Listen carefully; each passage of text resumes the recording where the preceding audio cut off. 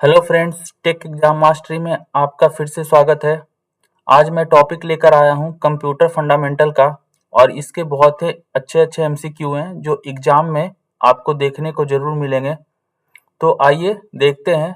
ये आपको BPSC, DSSB, KVS में बहुत ही हेल्पफुल है। तो देखते हैं हमारा कि कंप्यूटर फंडामेंटल में कैसे कैसे क्वेश्चंस हैं। देखिए, जो फर्स्ट क्वेश्चन है बेसिक क्वेश्चन है बट बहुत ही इंपॉर्टेंट क्वेश्चन है। Who is the father of computers? Computer के पिता किसे बोला गया है, या कंप्यूटर का पितामह भी बोल सकते हो। तो जो फादर ऑफ कंप्यूटर्स हैं वो सब लोग जानते हैं, चार्ल्स बेबेज। ये फादर ऑफ कंप्यूटर हैं और इन्हें फादर ऑफ कंप्यूटर के नाम से जाना जाता है। Charles Babbage design and built the first mechanical computer and difference engine. तो जो पहला मैकेनिकल कंप्यूटर था वो चार्ल्स बेबेज ने ही डिजाइन किया था। तो देखते हैं दूसरा important question, which of the following is the correct abbreviation of computer?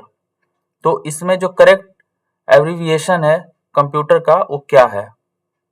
तो इसमें चार ऑप्शंस हैं, चारों ऑप्शंस को आप रीड कीजिए। इसका जो आंसर होगा वो ऑप्शन डी होगा। ऑप्शन डी में कहता है commonly operated machine use in technical and educational research.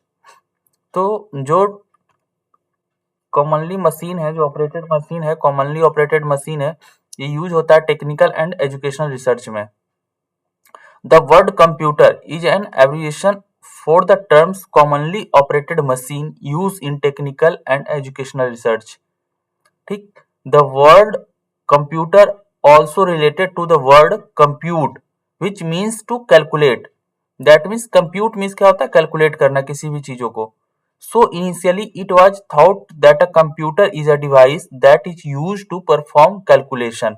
जो हमारा पहला डिवाइस बना था वो कैलकुलेशन के लिए ही बना था और उसी से कंप्यूट से ही ये कंप्यूटर बना है।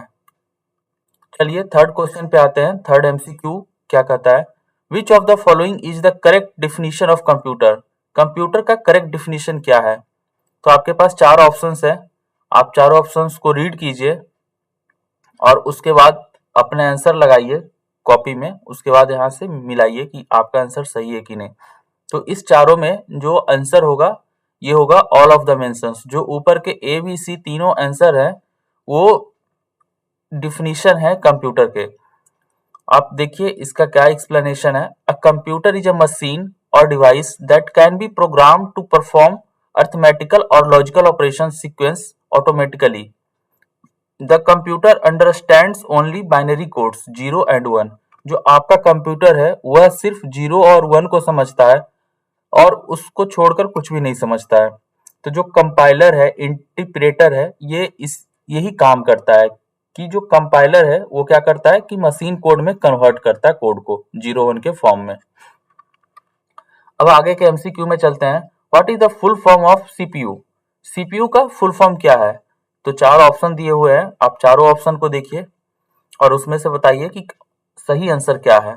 तो और ये कॉमन सा क्वेश्चन है, सब लोग जानते हैं कि सेंट्रल प्रोसेसिंग यूनिट है।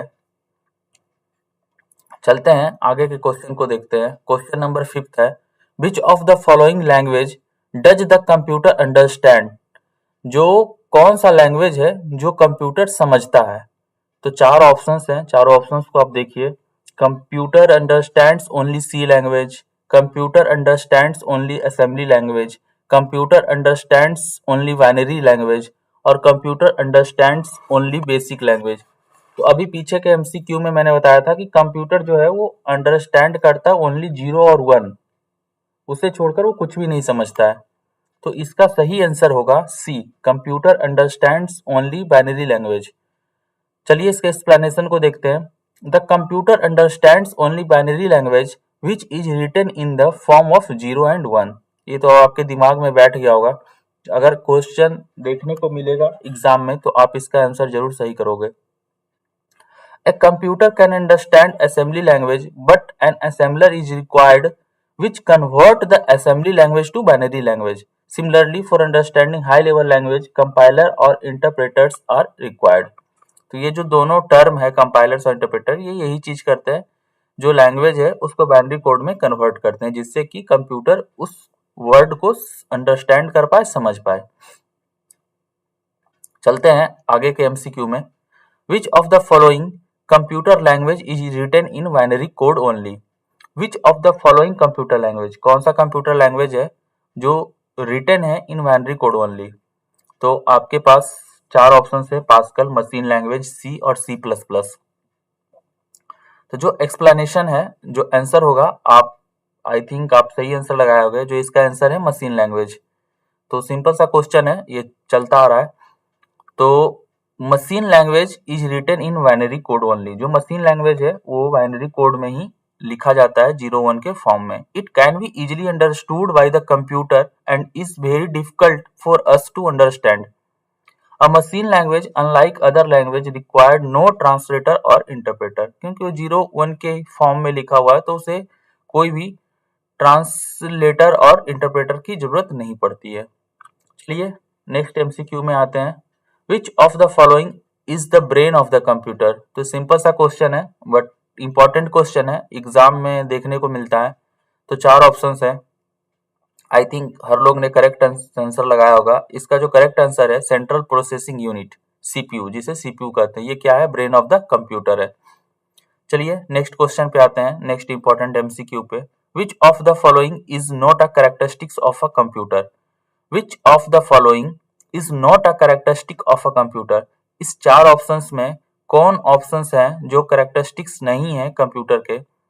वर्सैटिलिटी, एक्यूरेसी, डिलीगेंस एंड आईक्यू। तो सिंपल सा क्वेश्चन है बट एक ट्रिकी क्वेश्चन है। आप इस क्वेश्चन के ऑप्शंस को देखकर आप बिल्कुल समझ जाओगे कि इसका आंसर क्या है।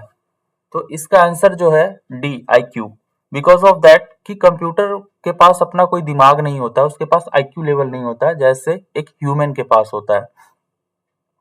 बाकी जो तीन ऑप्शंस है वो कंप्यूटर फुलफिल करता है, डिलीगेंसी, एक्यूरेसी, सारी चीजें कंप्यूटर का कैरेक्टरिस्टिक है, बट आईक्यू जो है वो कैरेक्टरिस्टिक नहीं है।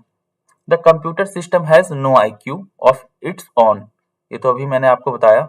It does only what it is program to do, वो वही काम करेगा जो आप प्रोग्राम करोगे, जो आप उससे काम करवाओगे।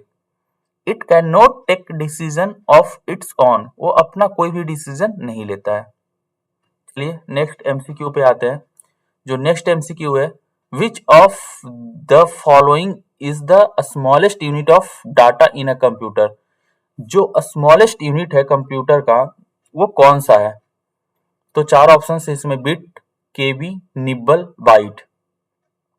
क्वेश्चन सिंपल सा है बिकॉज ऑफ कि ये हमारा फर्स्ट चैप्टर है फंडामेंटल ऑफ कंप्यूटर्स का, तो क्वेश्चंस इजी ही रखे हैं बट ये अच्छे क्वेश्चंस हैं जो आपको हमेशा एग्जाम में देखने को मिलते हैं। तो बताइए स्मॉलेस्ट यूनिट ऑफ डाटा कौन सा है? तो इसका सही आंसर है बिट। आप लोगों ने सही आंसर दिया होगा।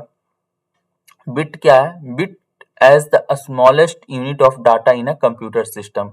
It is used as a short form of binary digit. A bit can have only two values, 0 or 1. A nibble comprises 4 bits. आपको ये क्वेश्चन बीपीएससी टीचर्स में देखने को मिला था कि एक निब्बल में कितने बिट्स होते हैं? तो एक निब्बल में 4 बिट्स होते हैं। A byte is a collection of 8 bit. एक बाइट कितने बिट का होता है? तो एक बाइट 8 बिट का होता है। वेयर केबी, किलो बाइट जिसे बोलते हैं, इज इक्वल टू 1024 बाइट। एक केबी कितने बाइट का होता है? एक केबी 1024 बाइट का होता है। चलिए नेक्स्ट एमसीक्यू देखते हैं। विच of the following unit is responsible for converting the data received from the user into a computer under stable format? क्या कहता है? फिर से समझते हैं इस क्वेश्चन को कि विच ऑफ द फॉलोइंग यूनिट, कौन सा यूनिट है, इज रिस्पॉन्सिबल फॉर, जो रिस्पॉन्सिबल है किस चीज के लिए? For converting the data, data को कन्वर्ट करने के लिए कौन सा यूनिट रिस्पॉन्सिबल है? तो कौन सा data? Received from the user, जो यूजर से रिसीव हो रहा है डाटा, उस डाटा को into a computer under stable format. वो कौन सी यूनिट है जो रिस्पॉन्सिबल है यूजर डाटा को रिसीव करके कन्वर्ट करने में, जो कंप्यूटर उसको अंडरस्टैंड कर पाए? तो चार ऑप्शंस हैं, output data, input data, memory data और अरिथमेटिक एंड लॉजिक यूनिट। ठीक है, चार ऑप्शंस आपको दे रखे हैं, output unit, input unit, memory unit and arithmetic and logic unit. तो ऑफ कोर्स आप लोग ने सही आंसर दिया होगा। इसका आंसर है B, input unit. Input unit क्या होता है कि the input unit converts the data which the user enter into a language that the computer understand. तो किस डाटा को कन्वर्ट किया जाएगा? इनपुट डाटा को किया जाएगा जो डाटा हमारे कंप्यूटर में आएगा यूजर के थ्रू। आउटपुट डाटा को तो आप नहीं कन्वर्ट कर सकते ना। आउटपुट डाटा दैट मीन्स कि जो आउटपुट हो रही है, जो आउटपुट जा रही है। The output units is responsible for giving the result. वो किस चीज के रिस्पॉन्सिबल है? रिजल्ट के लिए रिस्पॉन्सिबल है आउटपुट यूनिट।